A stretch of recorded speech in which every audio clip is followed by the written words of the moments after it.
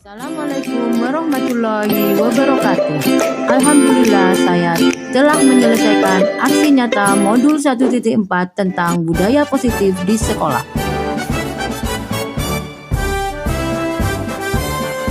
Rancangan tindakan aksi nyata modul 1.4.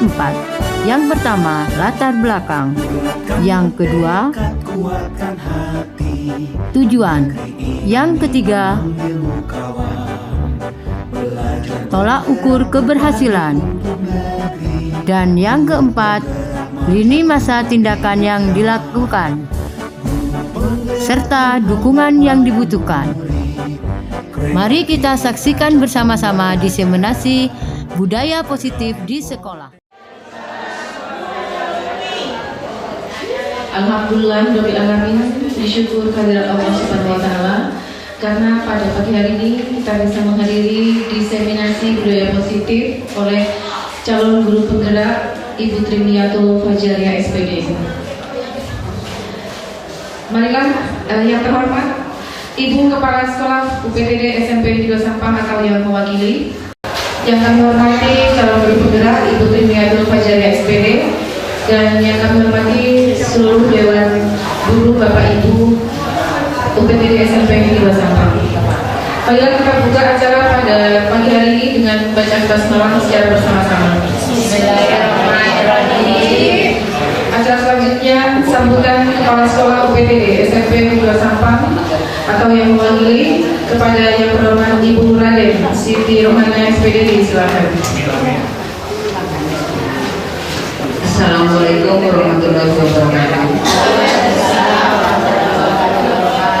Yang terhormat Bapak dan Ibu guru yang saya hormati, puji syukur kehadiran Allah Subhanahu wa Ta'ala, karena dengan limpahan rahmat, taufik dan hidayahnya kita dapat berkumpul dalam ruangan ini dalam keadaan sehat walafiat. Salam dan salawat saya curahkan kepada junjungan Nabi Muhammad SAW. Pada kesempatan kali ini saya mewakili Ibu Kepala Sekolah, karena pada hari ini Ibu Kepala Sekolah tidak bisa menghadiri karena ada kepentingan. Pada pertemuan kali ini ada salah satu dari peserta calon guru penggerak, yaitu Ibu Trimiyatul Fajariah, akan mengadakan diseminasi mengenai budaya positif sekolah. Budaya positif merupakan budaya yang harus kita terapkan secara kompak, sinergis, berkelanjutan, dan refleksi. Hal tersebut harus kita implementasikan oleh seluruh warga sekolah, baik guru, siswa, dan tenaga kependidikan secara berkelanjutan sebagai upaya siswa untuk mewujudkan karakter siswa dan berbudi pekerti luhur. Terwujudnya motivasi efektif untuk disiplin dan memiliki kontrol diri sebagai pelajar profil Pancasila. Dan kami juga berharap kepada calon peserta guru penggerak ini bisa memberikan motivasi kepada guru yang lain untuk mengikuti calon guru penggerak. Dan saya berharap juga para peserta calon guru penggerak ini bisa menjadi motor penggerak perubahan positif untuk kemajuan sekolah kita. Itu saja yang saya sampaikan. Wabillahi taufiq wal hidayah. Assalamualaikum warahmatullahi wabarakatuh.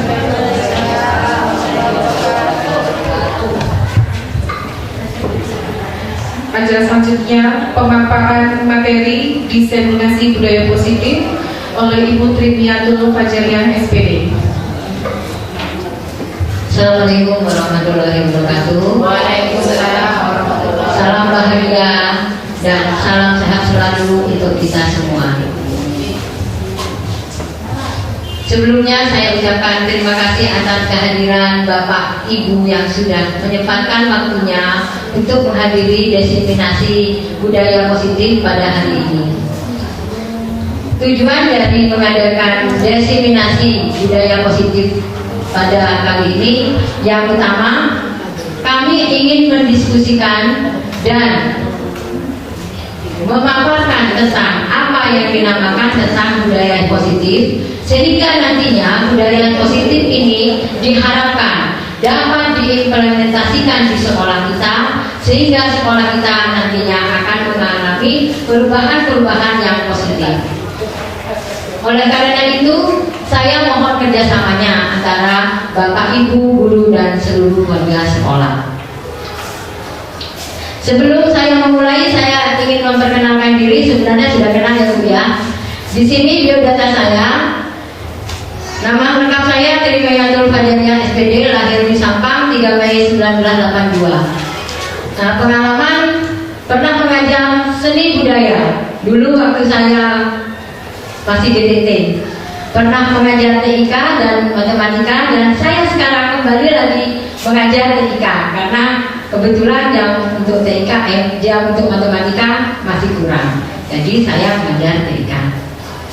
Pernah juga saya menjabat sebagai wakasek kurikulum selama 4,5 tahun ya Bu.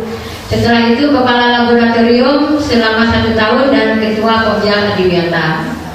Di sini saya pernah membuat buku. Oh ya, saya perkenalkan buku saya ya Bu.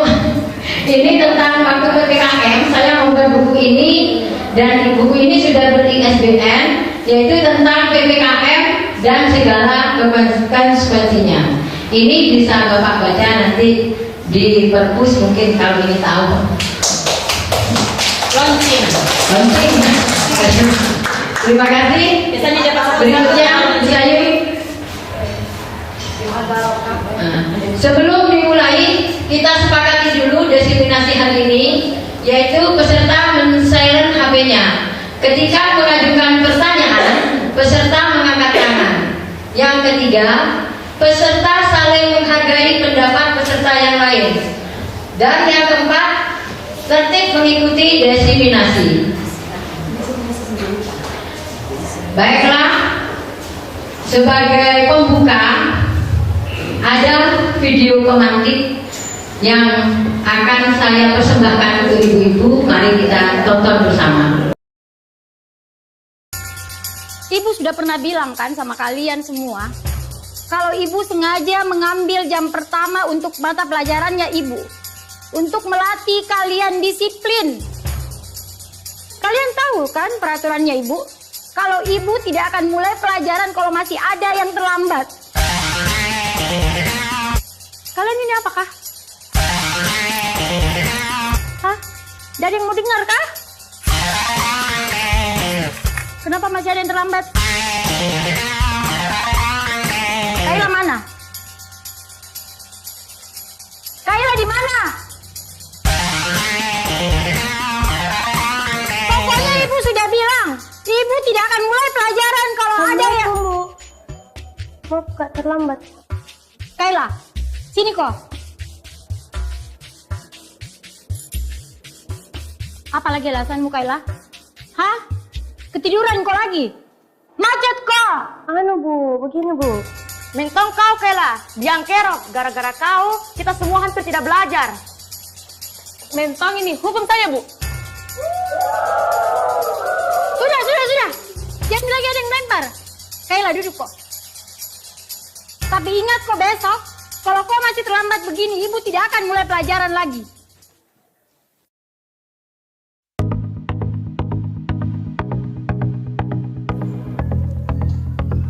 Selamat pagi anak-anak.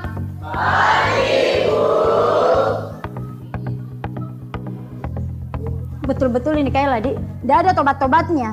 Kemarin sudah dilempari nih gara-gara terlambat masuk kelas. Ada yang tahu kemana Kayla? Assalamualaikum Bu. Maaf Kak, terlambat. Tidak usah banyak alasanmu. Berdiri ke depan. Sepanjang pelajarannya ibu hari ini, kau berdiri terus di depan. Dede terlambat miseng.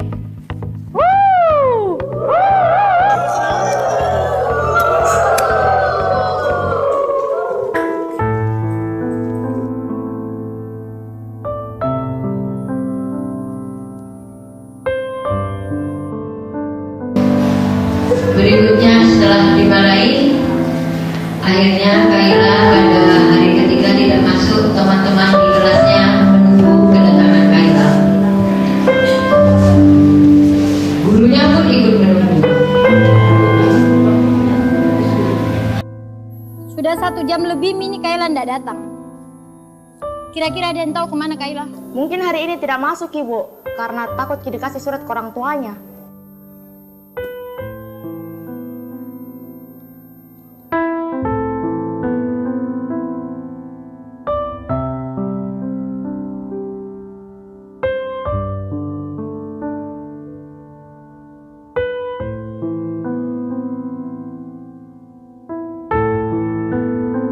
Pagi anak-anak.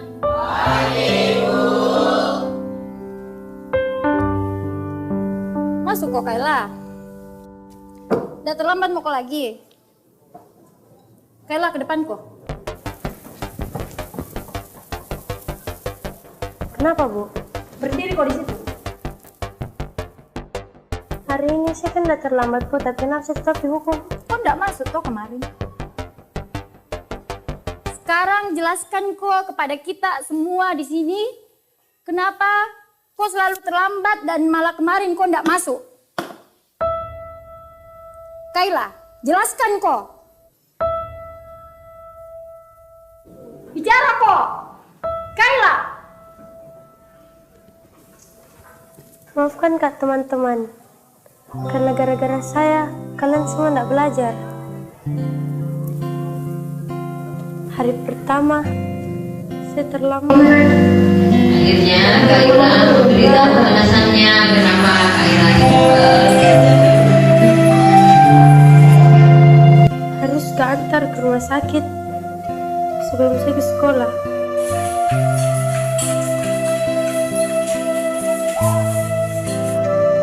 Hari kedua, saya terlambat ke sekolah karena harus ke rumah sakit. Suapin makan dulu mamaku, baru saya ke sekolah. Hari ketiga kemarin, saya tidak masuk sekolah.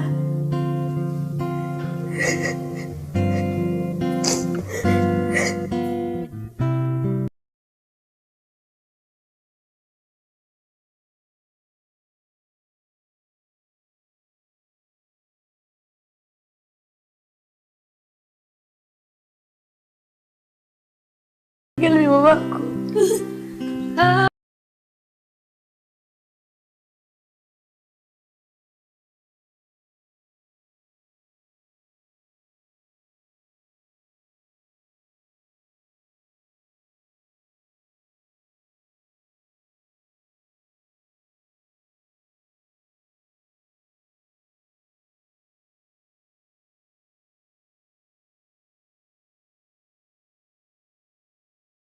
Mamaku suruh Kak jadi insinyur. Nggak bakalan Kak masuk sekolah hari ini. Saya kira kalian semua mau lempari Kak. Lemparkan Ma, lempar Mi, lempar Mi, lempar. Saya kira Bu kita mau. Nah, di sini setelah mengetahui alasan kenapa muridnya tidak masuk, ibu guru dan menyesal dan sedih sendiri, dan Kaila belum bisa memaafkan gurunya. Dia masih menangis, menangis dan menangis. Bagaimana menurut Bapak Ibu tentang video tadi? Nah, mungkin ada yang mau berpendapat. Saya persilahkan tentang video ini. Menurut pendapat saya, ya, memang guru itu tidak harus selalu memarahi dan selalu memvonis bahwa anak yang terlambat sesuai dengan video tadi itu salah. Perlu kita telusuri alasan bagaimana anak tersebut terlambat dan sebagainya. Dan sampai kita memvonis anak ini melakukan kesalahan itu salah semuanya. Itu pendapat saya. Jadi kalau misalkan saya ini memang selaku guru BK, ya, tidak selamanya guru BK itu menghukum dan selalu menghukum anak, bukan tempatnya seperti itu. Jadi saya minta pada guru-guru yang memang menemui anak tersebut terlambat tolong jangan sampai dimarahi ataupun dihukum yang sekiranya tidak layak untuk diterima oleh anak tersebut, sehingga akan berpengaruh pada semua faktor baik isinya maupun isinya. Itu pendapat saya. Terima kasih. Ya, terima kasih untuk Ibu Erna selaku Guru BP. Mungkin ada pendapat yang lain? Ya, ini Ibu Rina selaku kesiswaan. Terima kasih Ibu Tri. Saya barusan menyaksikan video itu sempat nangis.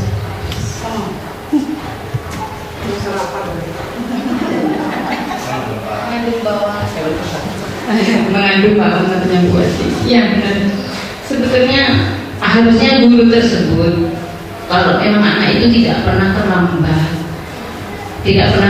datang, kenapa kok anak ini harus terlambat terus? Ada apa? Paling tidak wali kelas mengetahui atau bertanya kepada teman-teman yang ada di kelas itu.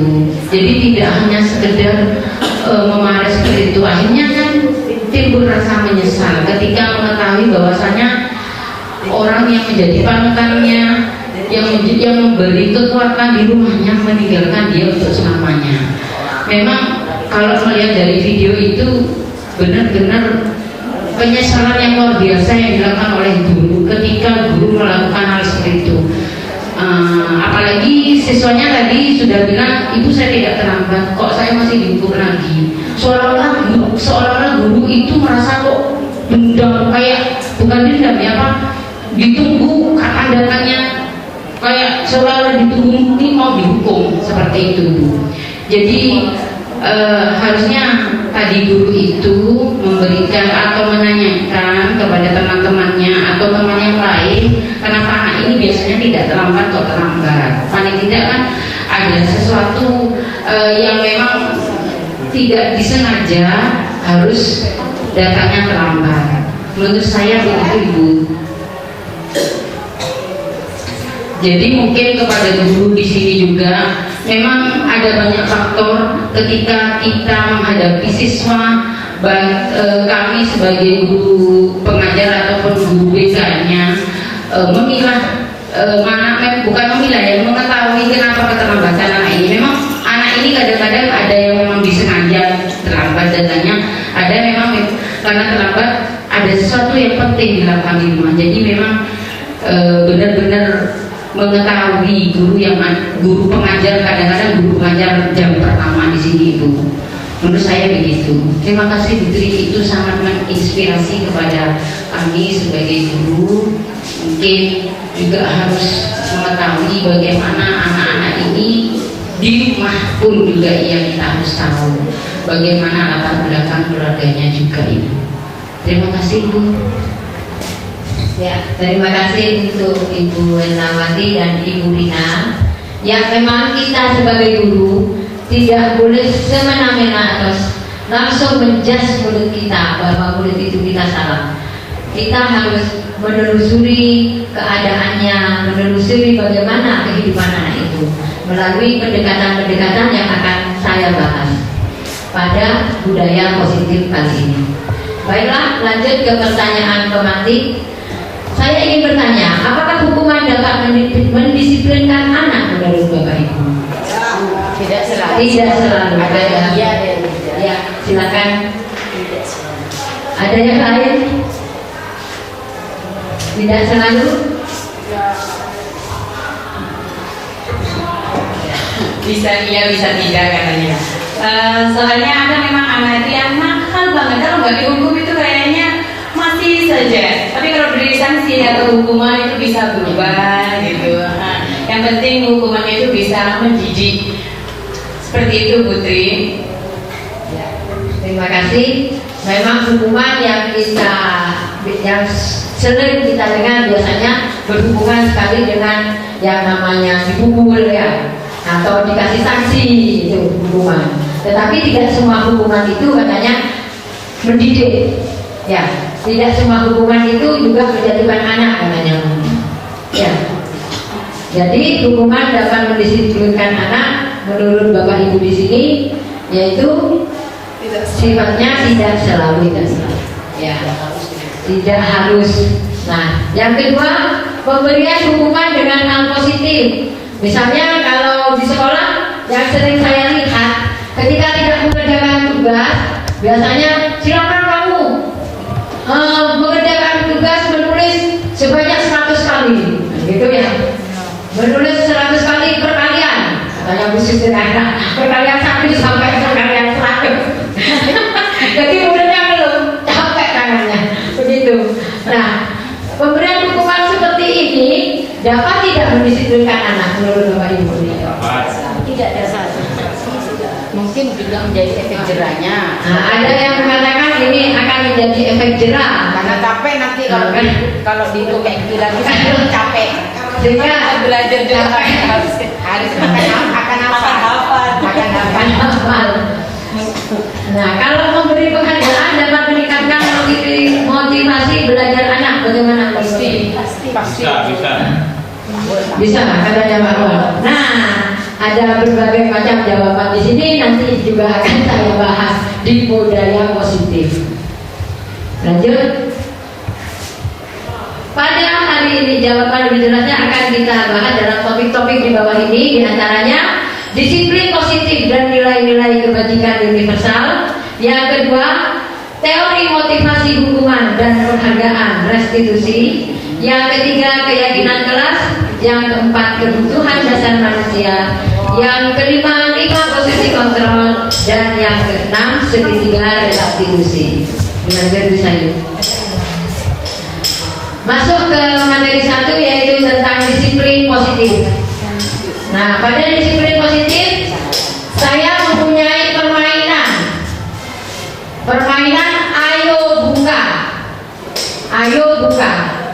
Mungkin ada yang mau maju ke depan untuk mempraktekkan permainan ini. Saya minta 2 orang maju ke depan. Ya, Pak Ulil. Ya, Pak Ulil sama Pak Wan. Beri tepuk tangan. Di sini ada Pak Ulil dan Pak Ahwan. Pak Ulil sebagai A dan Pak Ahwan sebagai temannya B yang akan membuka. Misalnya di sini Pak Ulil mempunyai sesuatu yang berharga. Sesuatu yang berharga ini amplop. Tahu amplop ini isinya apa ya?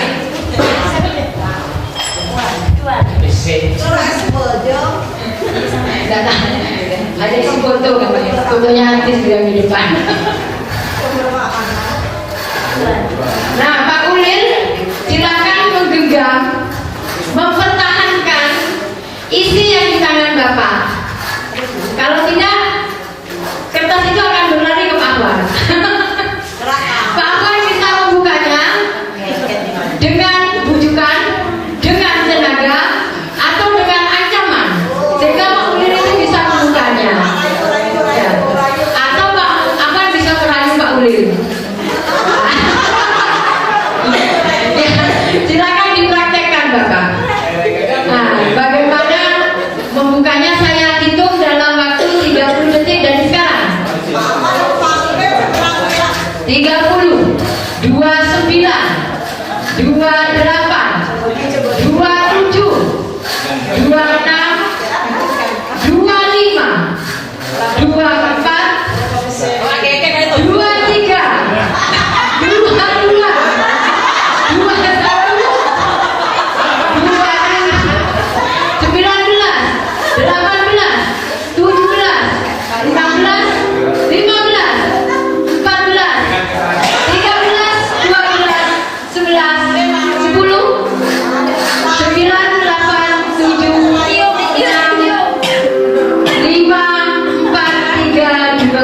21. Ya, terima kasih. Berarti kertasnya ini masih milik Pak Ulil. Ya, terima kasih Pak Ulil. Ada kajian sampai? Ya. Ya. Jadi tadi Pak Ulil masih bisa mempertahankan genggaman tangannya. Ya. Dari yang Ibu lihat, Ibu amati tadi, apa yang dapat Ibu simpulkan? Caranya menggunakan kekerasan, Putri. Oh ya, Ya, caranya menggunakan kekerasan. Mungkin dengan dari hati ke hati kan mungkin bisa. Tidak harus tidak ikut bagian gini kok Putri banyak. Ya pasti tidak kira mau Pak Ulil Putri. Kali-kali mungkin kalau yang meminta perempuan mungkin berbeda lagi. Caranya dengan kalimat. Selaku di depan, saya sudah menggunakan 3 cara. Ya. Saya sudah meraihnya. Tidak berhasil. Memang cara ketiga karena tidak bisa dengan cara kekerasan. Ada 3 tes. Ya, ternyata caranya juga tetap tidak bisa. Mungkin ada ibu yang bisa tadi jadi intinya yang memegang posisi kontrol itu tergantung pada kita sendiri. Kita sendiri yang memegang posisi kontrol tergantung pada kebutuhan dasar saat itu. Ya. Jadi dia bisa membuka kalau memang benar-benar kepepet. Kebutuhan dasarnya bagaimana? Oh, saya harus membuka ini karena kalau tidak saya buka karena saya kosong misalnya. Akhirnya kan dibuka sama Pak Ulil. Nah, berarti yang memegang posisi kontrol di sini adalah Pak Ulil sendiri. Ya, yang memegang posisi kontrol adalah Pak Ulil sendiri. Nah, sedangkan di pelajaran, siapa yang memegang posisi kontrol? Kalau dulu paradigmanya yang memegang posisi kontrol adalah guru. Nah, tetapi paradigma itu sekarang sudah berubah. Posisi kontrol yang memegang adalah murid. Ya, lanjut bisa ya. Jadi perubahan paradigma itu ilusinya guru mengontrol murid tadi ya. Sekarang tidak lagi. Murid sekarang yang memegang kontrol. Kalaupun ada murid yang mau dikontrol, itu karena ada faktor kebutuhan. Kebutuhannya yaitu ingin diperhatikan oleh guru, ingin disayang oleh guru. Itu kebutuhan. Yang kedua, ilusi bahwa kritik membuat orang merasa bersalah dapat mengeluarkan karakter. Tidak selamanya kritik itu dapat mengeluarkan karakter anak. Kadang anak kalau dikritik malah tidak suka. Ya. Jadi tidak selamanya kritik itu membuat orang merasa bersalah. Ilusi bahwa semua penguatan positif itu bermanfaat, seperti kata tadi Ibu bilang. Kalau siswa dihukum menulis perkalian biar siswanya apa, ya itu ilusi kita dulu. Tapi ternyata ilusi itu keliru. Murid dengan seperti itu akan tidak suka dengan pelajaran ibu. Nanti kalau saya dapat kerjakan terus saya tidak suka saya bicara, saya dipukul. Berikutnya ilusi bahwa orang dewasa memiliki hak untuk memaksa. Tidak selamanya orang dewasa itu harus bisa memaksakan kehendak kepada muridnya. Kita sebagai guru, nah kamu harus bisa bernyanyi. Pokoknya walaupun kamu malu, kamu harus bernyanyi di depan. Bisa lah itu bisa. Karena tidak sesuai dengan karakteristik anak itu. Sehingga anak itu nanti akan takut sama guru itu. Dilanjut Bu Sayun.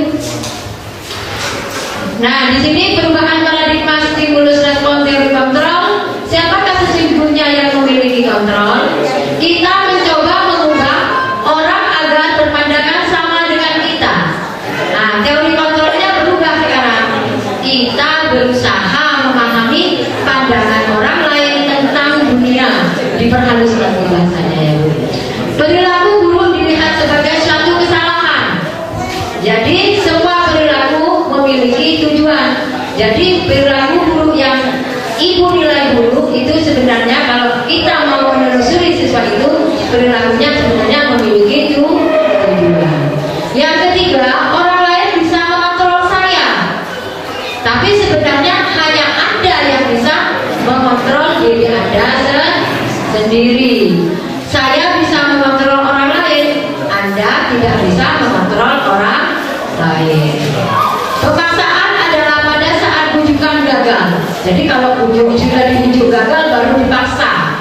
Nah, itu tidak baik ya Bu. Harusnya ada kolaborasi, artinya ada nego, ada kerjasama untuk menciptakan pilihan-pilihan yang diinginkan.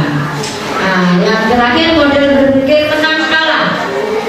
Biasanya ibu-ibu model berpikirnya masih begini. Anak-anak misalnya juga menang apa kalah ya, menang apa kalah ya. Pemikiran seperti itu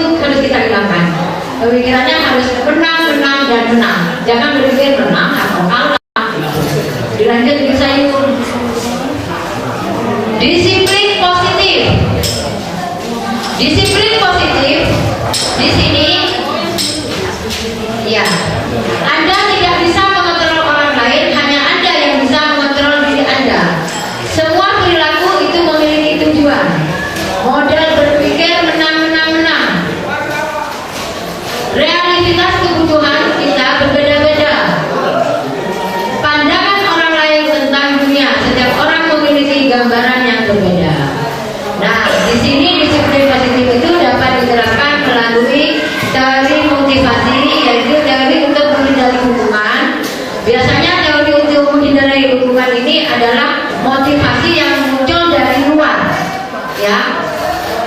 Motivasi yang muncul dari luar ini selain untuk menghindari hukuman, yaitu untuk mendapatkan imbalan. Biasanya ini motivasi yang muncul dari luar.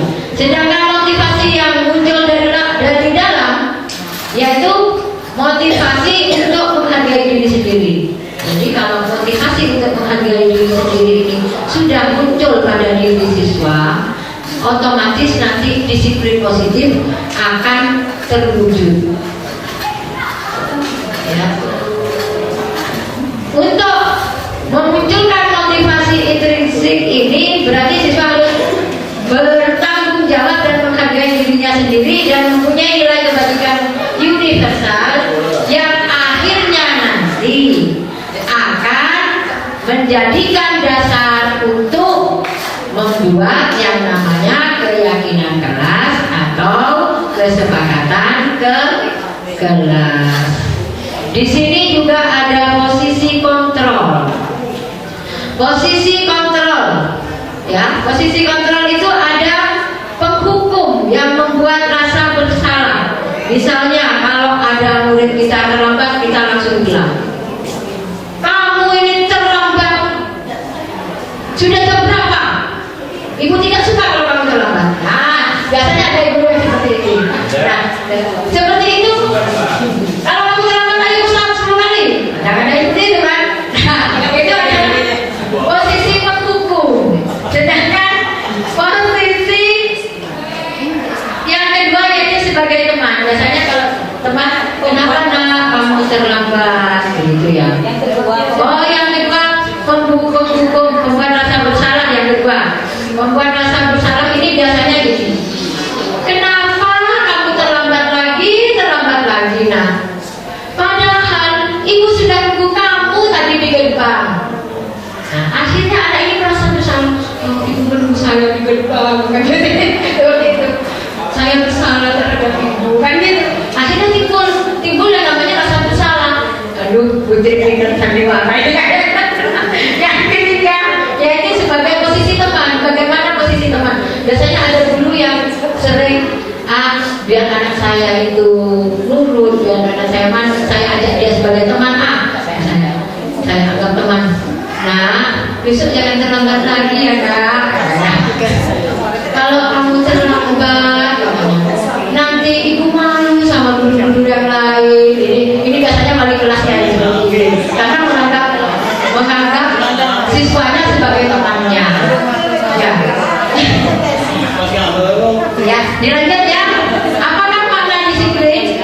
Nah, disiplin ini biasanya dihubungkan dengan yang namanya hukuman. Ya, disiplin ini berasal dari bahasa Latin yang artinya belajar. Jadi belajar, belajar, dan belajar. Ya.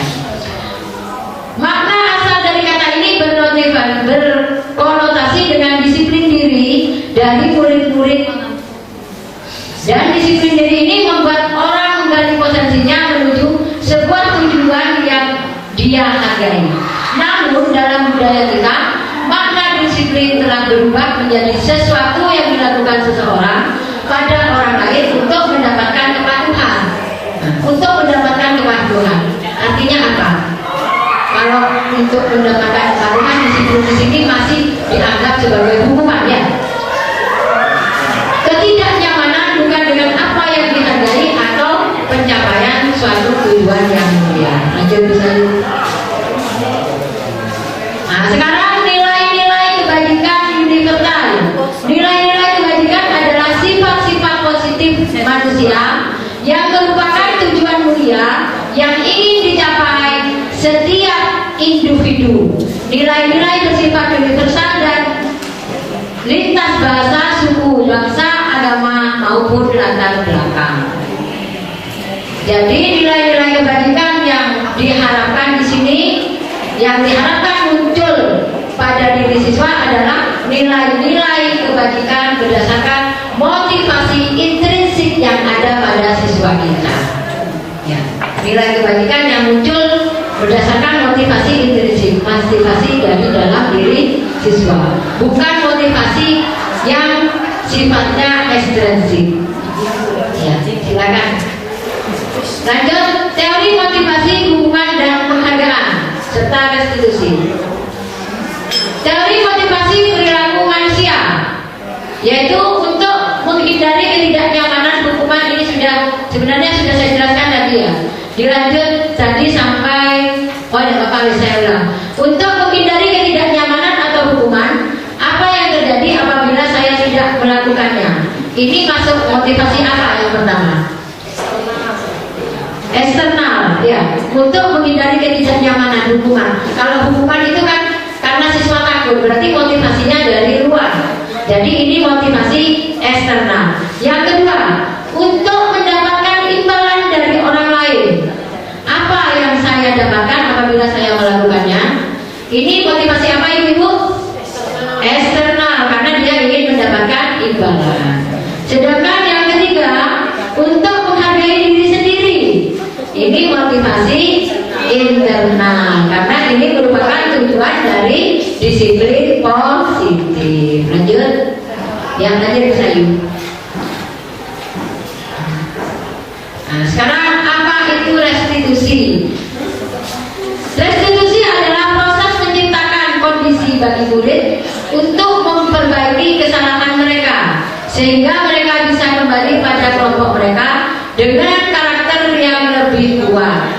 Jadi restitusi juga merupakan proses kolaboratif yang mengajarkan murid untuk mencari solusi. Jadi di sini restitusi itu adalah cara menyelesaikan suatu permasalahan yang ada pada murid kita. Tetapi caranya itu bukan guru lagi. Di sini guru itu hanya sebagai fasilitatornya saja. Nah, yang akan menyelesaikan sendiri permasalahan itu adalah murid itu sendiri. Ya, lanjut bisa yuk. Ciri-ciri restitusi bukan untuk menebus kesalahan, yaitu memperbaiki hubungan, tawaran bukan pada paksaan. Restitusi menuntut untuk melihat ke dalam diri anak itu sendiri. Restitusi fokus pada solusi. Restitusi mengembalikan murid yang berbuat salah kepada kelompoknya. Jadi tetap kembali kepada murid-murid dan murid. Ya, lanjut. Yang ketiga, keyakinan kelas. Mengapa tidak peraturan saja? Mengapa harus keyakinan kelas? Ya. Mengapa harus keyakinan kelas? Mengapa tidak peraturan saja? Menurut Bapak Ibu, kenapa? Kenapa tidak peraturan? Kenapa? Nah, kalau peraturan ini cenderung kepada hukuman.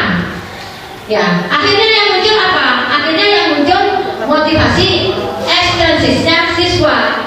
Ya, maka dari itu kenapa dikatakan kenapa dikatakan peraturan? Kalau peraturan itu biasanya ke motivasi eksternalnya siswa. Tetapi kalau keyakinan yang akan dimunculkan adalah keyakinan atau motivasi internalnya siswa. Jadi sifat tanggung jawabnya siswa tadi. Lanjut Bu Sayu.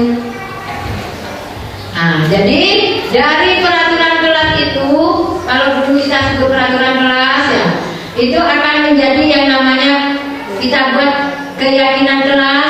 Kalau keyakinan kelas telah dibuat, nanti akan muncul yang namanya lingkungan positif. Kalau lingkungan positif sudah terjadi, maka budaya positif di sekolah akan terlaksana. Ini perbedaan peraturan dan keyakinan kelas. Ya. Kalau peraturan selalu, misalnya selalu kembalikan buku ke tempatnya, ini wujud keyakinan kelasnya bagaimana?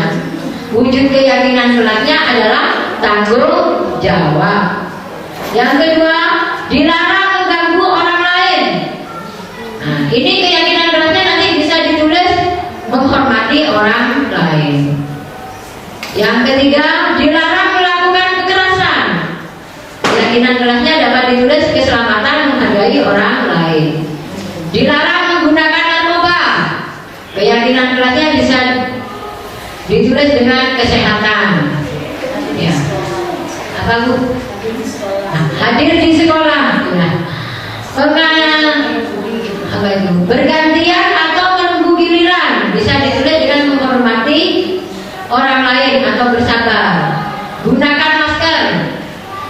Gunakan masker itu kesehatan ya, atau keselamatan. Terus jangan berlari di kelas. Keselamatan dan keamanan. Ya, lanjut.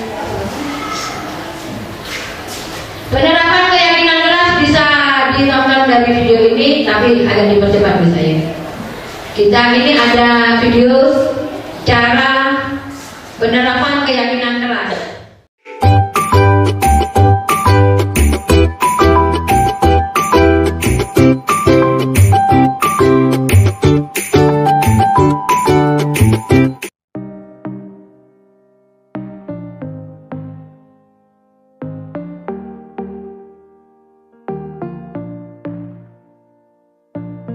Setiap saat, setiap waktu, keringat basahi tubuh. Ini saat yang ku tunggu. Hari ini ku buktikan. Ku yakin aku kan menang. Hari ini kan dikenang. Semua doaku panjatkan. Sejarahku persembahkan. Terus fokus satu titik. Hanya itu, titik itu. Tetap fokus kita kejar. Lampaui batas. Terus fokus satu titik. Hanya itu, titik itu. Tetap fokus kita kejar. Dan raih bintang. Yo ayo, yo ayo, yo yo ayo. Yo ayo, yo yo ayo. Yo ayo, yo yo. Oh oh oh. Yo ayo. Yo ayo, yo yo ayo. Yo ayo, yo yo ayo. Kita datang, kita lihat, kita. Kalau menang berprestasi, kalau kalah jangan frustasi. Kalau menang solidaritas, kita galang sportivitas. Kalau menang berprestasi, kalau kalah jangan frustasi. Kalau menang solidaritas, kita galang sportivitas. Oh, oh, oh.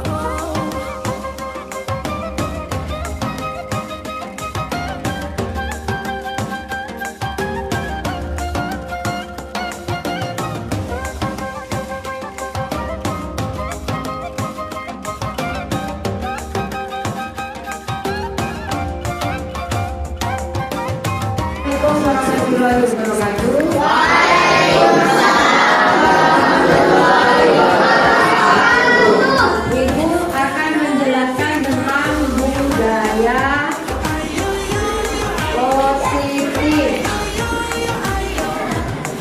Apa itu budaya positif?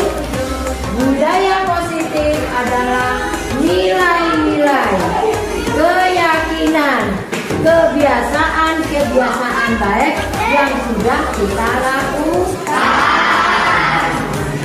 Kira-kira apa kebiasaan baik yang kalian lakukan? Jujur. Jujur. Sopan. Disiplin. Nah, untuk menerapkan budaya positif ini, Ibu akan menerapkan pada disiplin positif.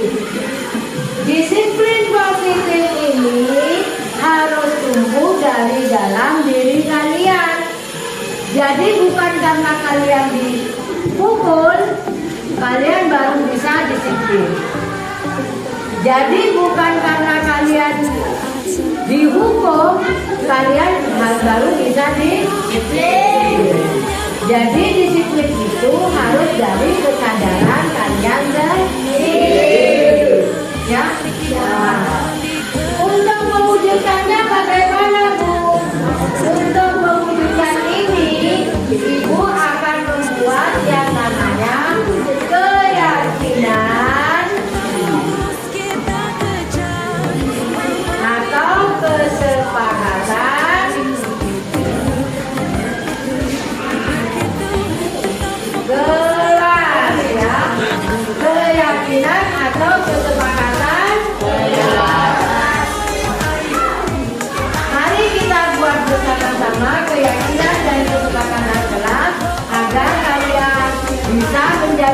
pribadi yang lebih baik dan tidak ada yang hilang.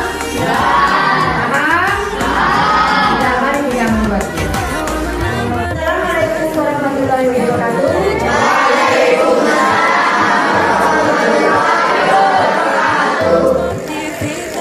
Bagaimana kabarnya? Alhamdulillah, luar biasa. Tetap semangat ya. Agar tetap semangat, agar kalian betah di kelas untuk pertemuan di awal semester ini. Kalian tentunya tadi kemarin sudah mengenal ibu ya. Sekarang di pertemuan yang kedua ini, ibu akan membuat kesepakatan.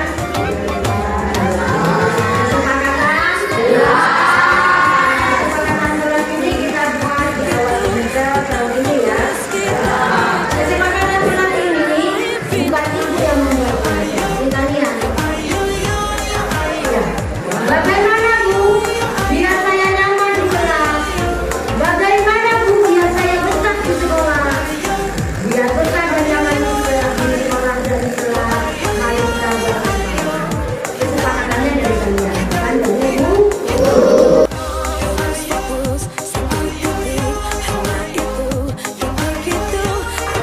Tadi sudah disepakati bersama melalui diskusi dengan guru kelas. Kita baca hasilnya dari kalian ya. Kita kelompokkan bersama kesepakatan kelas dan sepakati pertama yaitu tentang iman. Di sana temanmu ada yang menyebutkan kita harus rajin berdoa, membaca selawat dan beriman ya. Nah, berarti di sana kita kasih apa ke nomor 1 deh? Jaga iman dan imun. Jaga iman dan imun. Nomor 1. Paham? Oh, paling banyak pendapatnya kelas ini tentang kebersihan ya, kebersihan dan keindahan ya. Maka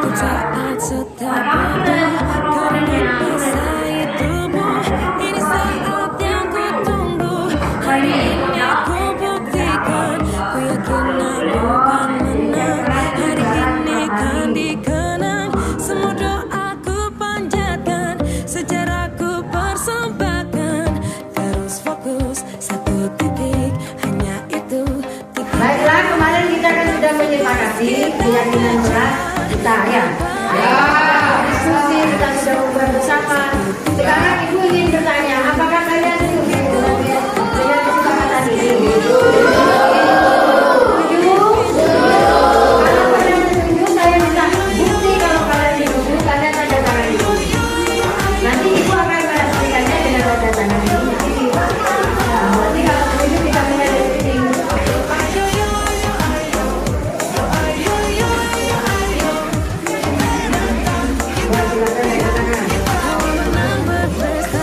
Jalan di sini ya.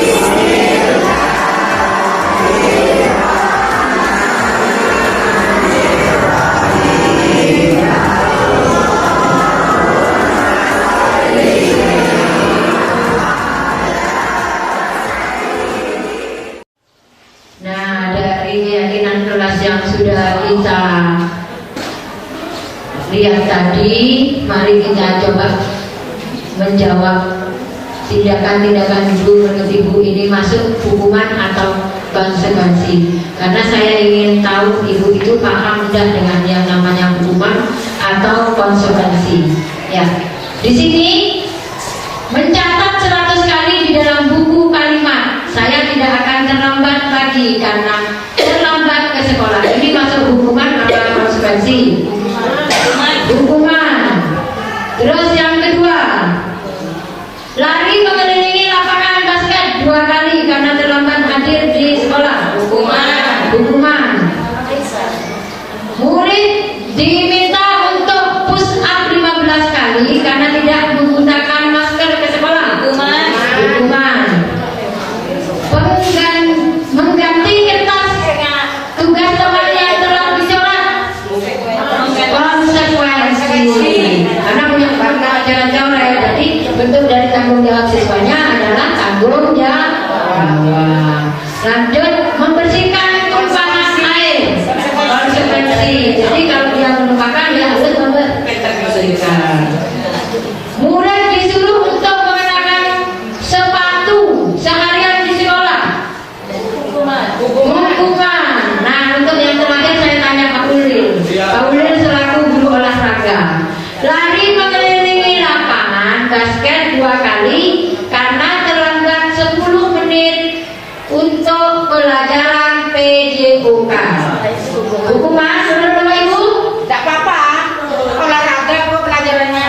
Ini konsekuensi yang Bulina. Konsekuensi karena kalau itu pelajarannya olahraga. Jadi olahraga itu kan masih butuh pemanasan, Pak Ulil ya. Jadi konsekuensi. Ya, lanjut. Ini jawabannya ya. Ya. Ini perbedaan hukuman dan konsekuensi. Kalau hukuman sesuatu yang menyakitkan, kalau konsekuensi sesuatu yang harus terjadi. Saya lompat-lompat aja bacaan. Ya, paksaan itu merupakan konsekuensinya stimulus atau tanggapan. Terus marah, rasa bersalah, dipermalukan, merasa tidak dihargai, konsekuensinya apa? Kehilangan haknya. Ya, siswa akan merasa kehilangan haknya, dibuat tidak nyaman, diasingkan untuk sementara waktu. Ya, lanjut. Tadi kan ada 5 posisi kontrol ya. Identitas gagal itu biasanya terjadi pada hukuman. Kenapa terjadi pada hukuman? Karena di situ akan muncul faktor-faktor yang seperti ini. Sesuatu yang menyakitkan harus terjadi, sehingga ini akan menjadi identitas gagal. Perilaku pasif agresif meningkat. Sedangkan kalau konsekuensi, sesuatu itu harus terjadi, tidak nyaman untuk murid anak dalam jangka waktu yang pendek. Korban bisa diabaikan, itu konsekuensi. Nah, bagaimana restitusi penyelesaian masalahnya? Restitusi merupakan pilihan. Jadi di sini restitusi adalah pilihan untuk menyelesaikan masalah. Restitusinya di sini ada 2, yaitu dengan 5 posisi kontrol dan yang kedua dengan segitiga restitusi. Sedikit dulu ya, tidak tegang. Ya, tidak tenang-tenang, oke? Ya, mari disiapkan lagunya sayur. Mohon berdiri. Berdiri, gerak. Nanti ini malu berdiri.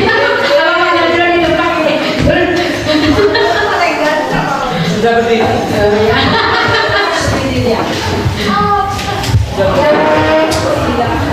Kita ikuti ya Bu, kita juga bisa. Mungkin ada yang bantu saya di depan, menemani saya. Bukan kamu Anda.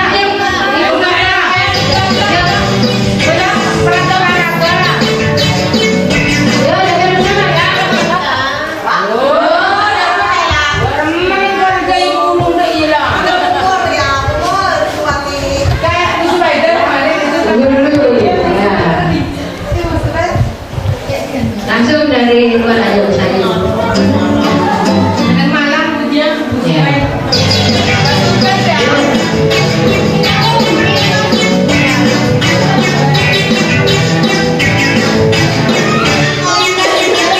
Tangan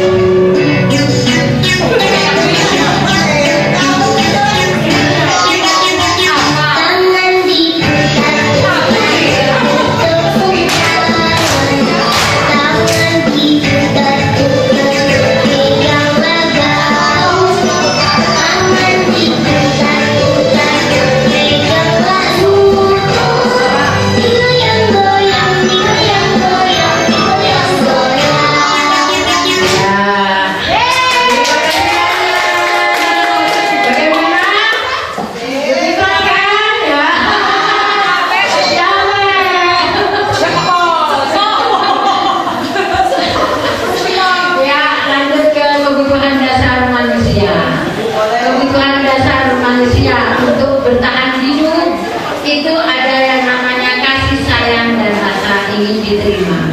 Jadi kalau ada murid kita bertingkah, ya itu karena mereka ingin diperhatikan juga, ingin rasa kasih sayang.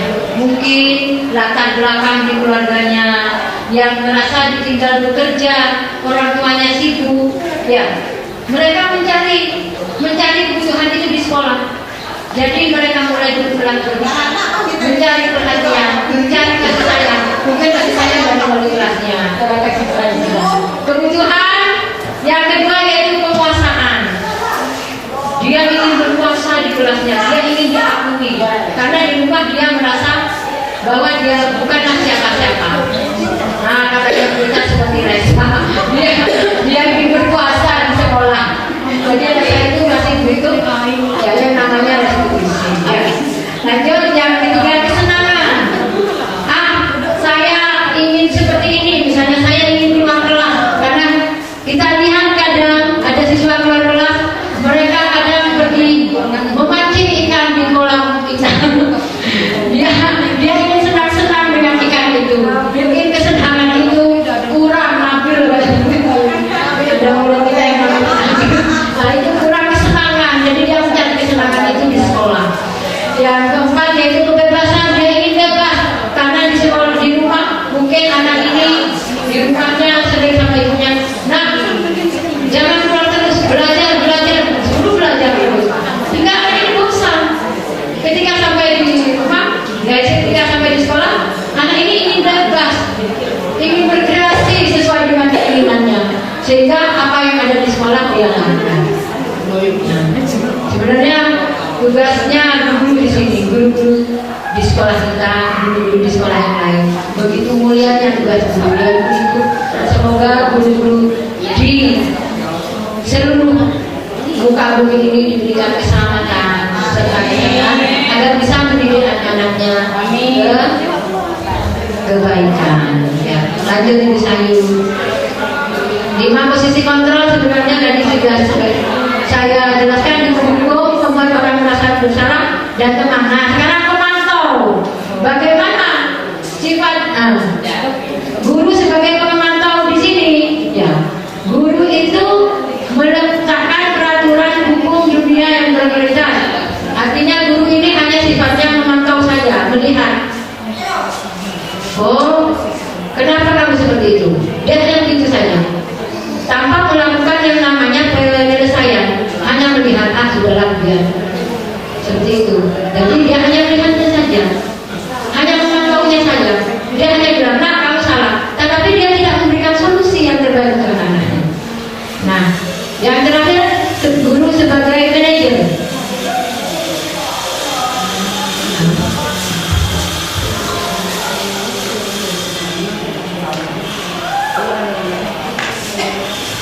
Lanjut ya. Nah, di sini guru sebagai manajer. Guru sebagai manajer itu, guru itu memposisikan dirinya ya sebagai manajer. Kalau ada siswa yang bersalah, dia akan mengembalikan penyelesaiannya kepada murid itu sendiri. Misalnya murid itu terlambat, ya, guru itu akan bertanya, nah kenapa kamu terlambat? Ya, di situ dia akan bertanya seperti itu. Lalu dia juga akan menanyakan, menurut kamu bagaimana untuk menyelesaikan masalah ini?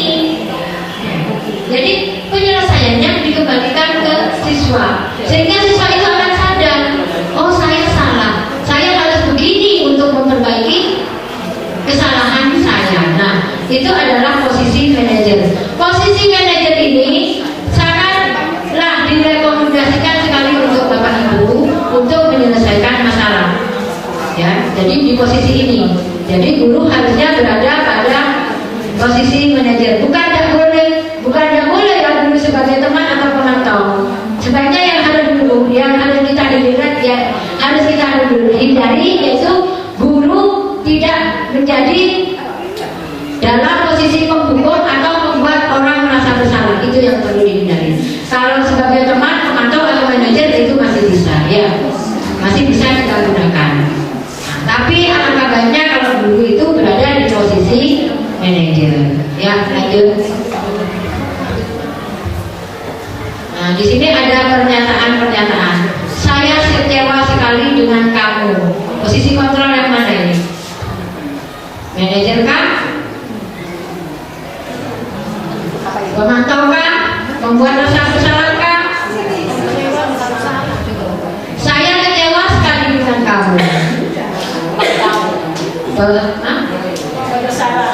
membuat rasa bersalah. Nah ini jawabannya langsung jawabannya biar tidak lama katanya Bu Rayu. Kamu tidak pernah benar melakukannya, ini penghukum. Kamu ini tidak benar melakukannya, tidak ini. Ayolah lakukan demi ibu nak. Nah ini kadang tempat demi ibu kan temanmu. Ayo lakukan. Nah ya. Terus apakah kamu mau mendapatkan stiker bintang? Sambil memantau ibu, kamu bisa tidak melakukannya? Nanti kamu akan dikasih apros, akan dapat stiker dari ibu. Ini sebagai pemantau. Ya. Lanjut, bagaimana kamu bisa menyelesaikan masalah ini? Ya tadi ya, bagaimana kamu bisa menyelesaikan masalah ini? Dikembalikan ke siswa. Ini sebagai manajer. Kamu selalu yang paling terakhir. Kamu ini selalu yang paling terakhir. Anak ini akan merasa terbuku, ya, merasa terbuku. Nah, bagaimana menyelesaikannya? Kita dapat menyelesaikan dengan yang namanya segitiga restitusi. Cara menyelesaikan segitiga restitusi ini yaitu ini harus berurutan,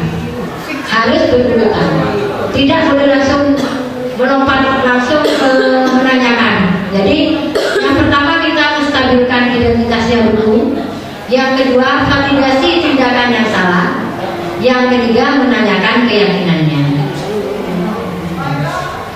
Kalau menstabilkan identitas biasanya guru akan mengatakan setiap orang itu pasti pernah melakukan kesalahannya. Guru itu akan begitu. Itu menstabilkan identitas dia, siswanya tidak kaget dia.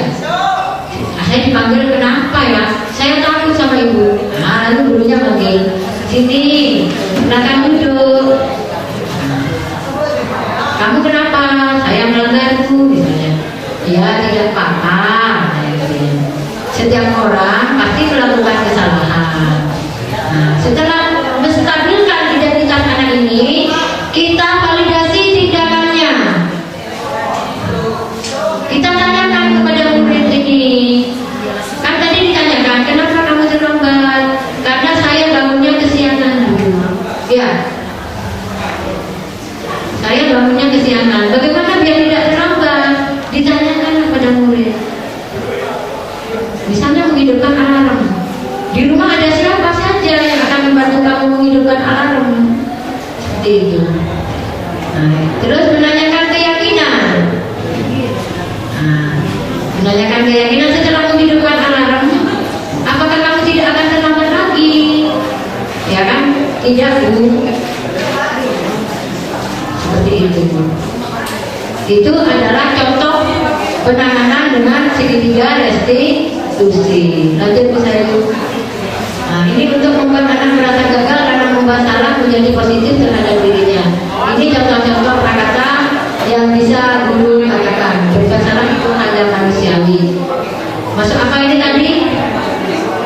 Menstabilkan identitas. Lanjut. Membantu siswa mengenali basicnya, kebutuhan yang ingin dipenuhi ketika melakukan kesalahan. Nah, ini contoh-contoh yang harus guru katakan kepada murid. Kamu bisa saja kan melakukan hal yang dulu, tapi kamu tidak melakukannya. Ini apa? Ini adalah menstabilkan apa? Validasi kebutuhan. Lanjut. Yang terakhir berarti apa tadi? Setelah memfasilitasi kebutuhan, menanyakan keyakinan. Ini kata-kata yang bisa ibu contoh ya. Ini kata-kata nanti, Bu, saya kurang paham atau materinya terlalu cepat. Nanti saya share, ya? Mau saya share? Saya share nanti di grup WA ya. Materinya saya share ya. Sudah Bu Sayu, saya rasa sudah itu. Nah, penerapan restitusinya bisa kita lihat contohnya melalui video ini. Mungkin dikasih contoh videonya. Ini contoh dari murid kita ya Ibu. Sebentar aja. Langsung Bu Sayu.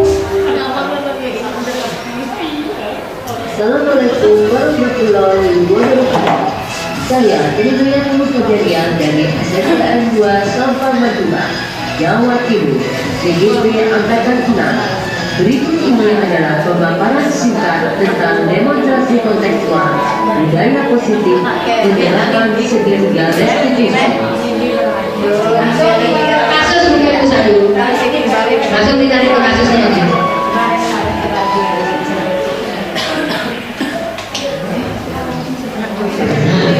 Ini contoh satu menurut saya yang saya tahu. Mungkin ada video yang video ini ada yang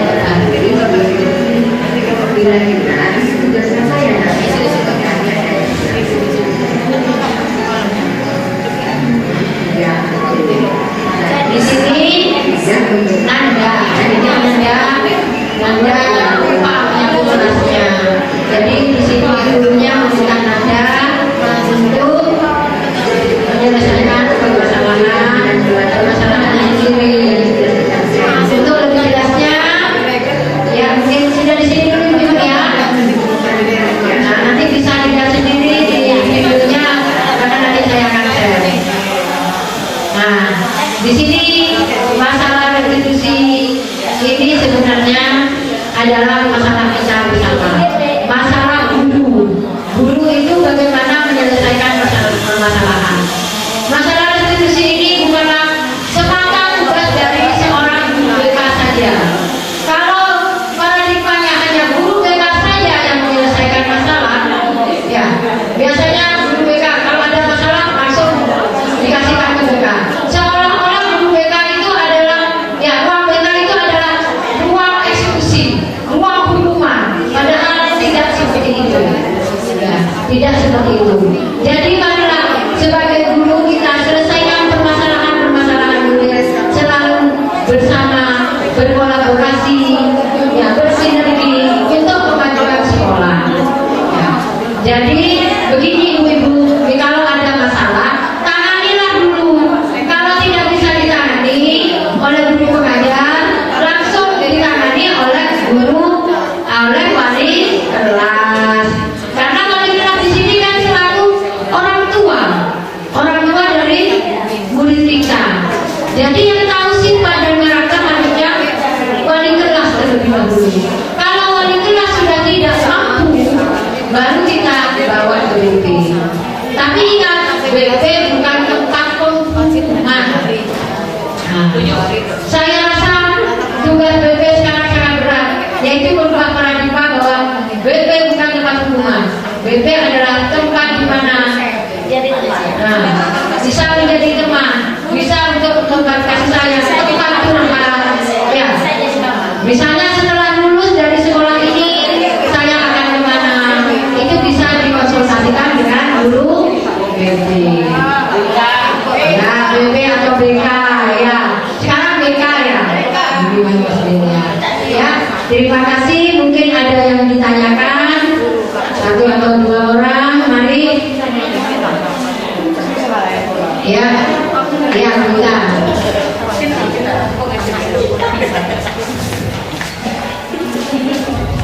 Ya kita. Assalamualaikum warahmatullahi wabarakatuh. Waalaikumsalam warahmatullahi wabarakatuh. Saya ingin bertanya tentang keyakinan kelas. Kenapa harus diadakan keyakinan kelas? Kok bukan peraturan kelas saja Ibu? Oh ya. Terima kasih. Langsung saya jawab ya. Kenapa kok bukan peraturan? Kenapa keyakinan? Kalau keyakinan itu, kalau peraturan itu kan cenderung ke hukuman. Kalau hukuman itu cenderung nanti yang akan muncul yaitu motivasi eksternalnya. Jadi kalau motivasi eksternalnya yang muncul itu nanti akan berdampak kemana-mana, akan muncul dampak-dampak yang negatif. Ya, ada keterpaksaan yang berbeda. Nah, yang kedua, kalau keyakinan nanti yang akan muncul yaitu motivasi eksternalnya. Karena murid itu sudah yakin. Seperti kalau kita di jalan, ya, kenapa kita pakai helm? Kenapa? Karena kita ingin selamat, makanya pakai helm. Nah, keyakinan itu yang muncul. lakukan setiap naik sepeda motor pakai helm. Seperti pakai masker. Kenapa kita pakai masker? Supaya sehat, supaya tidak tertular virus, supaya selamat dari virus.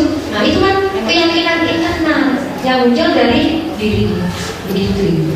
Bagaimana kita? Ya, mungkin ada pertanyaan berikutnya. Oh iya betul. Ya silakan Bul. Berdiri? Iya. Boleh. Ini kan BPP, jadi sharing aja lah sama BPP.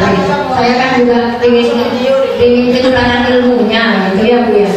Assalamualaikum warahmatullahi wabarakatuh. Waalaikumsalam warahmatullahi wabarakatuh. Kebetulan saya guru BK Putri. Saya mau bertanya tentang apa sih yang kita perlu lakukan jika sudah melaksanakan restitusi, tetapi anak itu tetap melanggar saja, mengulang lagi. Apa yang perlu kita lakukan? Kalau anak apa? Iya. Terima kasih. Assalamualaikum warahmatullahi wabarakatuh. Kalau anak itu masih, padahal kita sudah melakukan restitusi, tapi anak ini melanggar lagi. Kita sudah memposisikan kita sebagai manajer, misalnya. Anak ini masih salah lagi, masih menolak lagi ya. Nah, hal yang harus kita lakukan setelah itu yaitu kita berkoordinasi dengan guru BP. Kan dari kan guru BK, maaf satu. Nah, kita koordinasi dengan guru BK. Gimana ini Bu? Kolaboratif lah kita dengan guru BK. Penyelesaiannya, karena ilmunya memang kalau guru ilmu untuk mendekati anak itu lebih tinggi guru BK.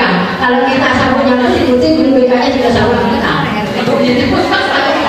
Nah, kita koordinasi dengan guru BK, mungkin nanti kita bisa memanggil orang tuanya.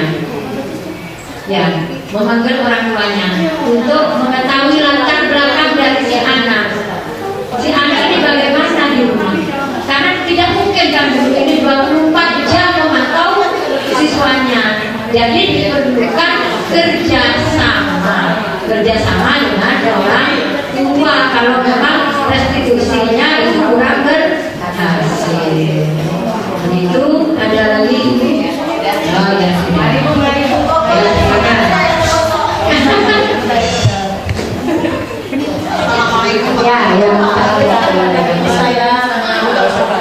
Saya mau bertanya, misalnya kita sebagai guru sudah tahu akan melakukan masalah dari si anak. Kita sudah konsultasi juga ke orang tua.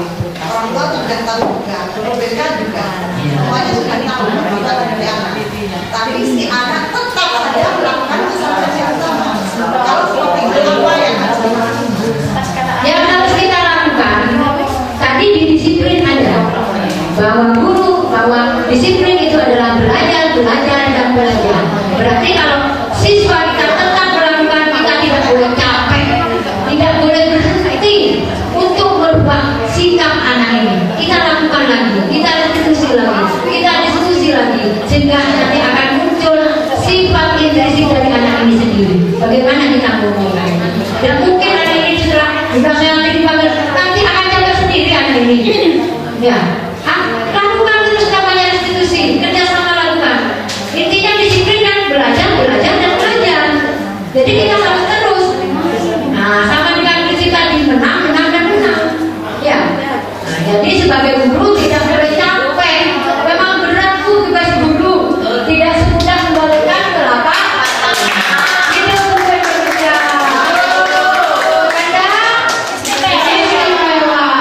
Ya, terima kasih. Seru sekali diskusinya untuk hari ini. Ada lagi? Ada. Oh, ada yang lain.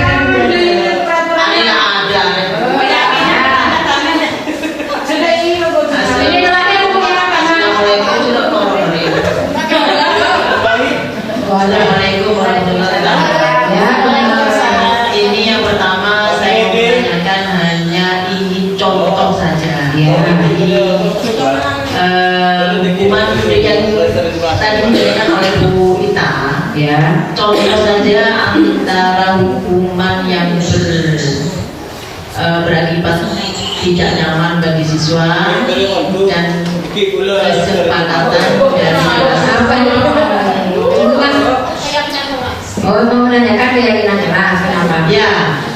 ini contohnya saja dari dua keyakinan dan hukuman yang diberikan oleh siswa. Dan yang kedua, iya. Dan yang kedua tadi yang ditanyakan oleh Bu Hayati, ya, guru BK, ya. Memang kita selalu guru memang tidak lepas dari capek, Bu ya. Karena katanya Putri tidak harus capek. Kalau siswa itu memang melanggar terus, memang tugas kita harus selesai sampai di mana. Itu memang perlu proses, tidak hanya di sekolah saja. Kita boleh terjun di luar sekolah. Itu tugas kita. Dan tujuan untuk sampai selesai tidak ada selesainya. Ya, sampai anak itu mencapai apa yang dia inginkan. Itu saja. Terus yang ketiga,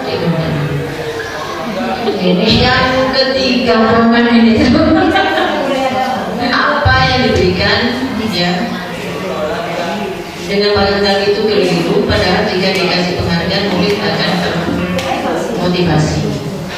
Itu saja Putri. Assalamualaikum warahmatullahi wabarakatuh. Mungkin itu selalu banyak jadi bingung yang mau ditanyakan. Iya, pertanyaan Bu yang bertanya. Iya. Yang pertama contoh dari motivasi intensif dan ekstrim. Motivasi intensif itu adalah motivasi yang lahir dari diri siswa itu sendiri. Ya. Apa contohnya? Contohnya tanggung jawab, jujur, ya. Tanggung jawab, jujur. Apalagi itu yang positif. Sedangkan motivasi intensif, motivasi yang muncul dari luar. Kalau dari luar itu apa? Oh, kalau saya tidak mengerjakan, saya akan dihukum. Oh, saya kalau yang positif, ekstensif tapi sifatnya membangun ada. Misalnya, oh, saya enak ikut ibu ini saja. Enak, nanti saya akan dikasih hadiah, saya akan dikasih penghargaan. Sedangkan ke guru lain dia tidak seperti itu. Motivasi seperti itu tidak dianjurkan, tidak baik jika tumbuh di dalam diri kita.